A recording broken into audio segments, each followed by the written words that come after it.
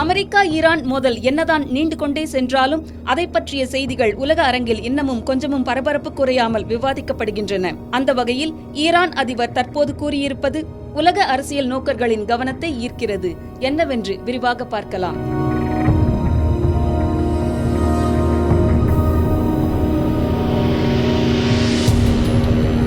அமெரிக்காவுடனான போரில் ஈரான் வெற்றி பெற்று விட்டதாகவும் அதை உலகமே ஏற்றுக்கொண்டு விட்டதாகவும் ஈரான் அதிபர் மசூத் பெசெஷ்கியான் தெரிவித்துள்ளார்.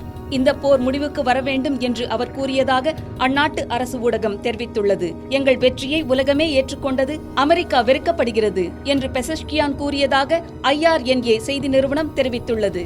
இதற்கிடையே ஈரானுக்கு எதிராக கடுமையான பொருளாதார நடவடிக்கைகளை மேற்கொள்வதாக ட்ரம்ப் நிர்வாகம் அறிவித்துள்ளது.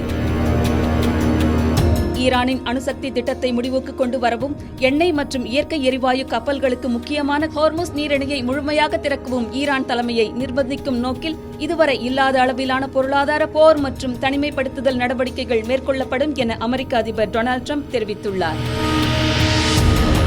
இதற்கிடையே துருக்கிக்கான அமெரிக்க தூதரும் சிரியாவுக்கான சிறப்பு தூதருமான டாம் பேரக்ஸ் தெரிவித்த கருத்துக்கள் அமெரிக்காவின் அதிகாரப்பூர்வ கோலன் குன்றுகள் நிலைப்பாட்டுடன் முரண்படுவதாக தெரிகிறது.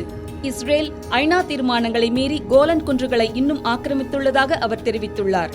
1967ஆம் ஆண்டு போரில் சிரியாவிடமிருந்து கோலன் குன்றுகளை இஸ்ரேல் கைப்பற்றியது. 1981இல் அதை தன்னுடன் இணைத்துக் கொண்டது. ஆனால் ஐநா அந்த பகுதியை ஆக்கிரமிக்கப்பட்ட சிரியாவின் நிலமாகவே கருதுகிறது.